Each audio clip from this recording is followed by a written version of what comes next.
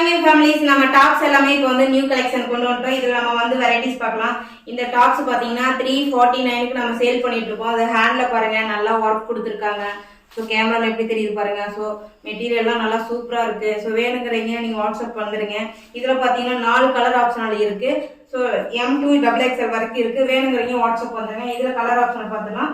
இதுவும் பார்த்தீங்கன்னா XL size தான், XL M இருக்கு. இதுவும் 349 தான். ஸோ வேணுங்கிறீங்க ஸ்க்ரீன்ஷாட் எடுத்து வாட்ஸ்அப் வந்துடுங்க.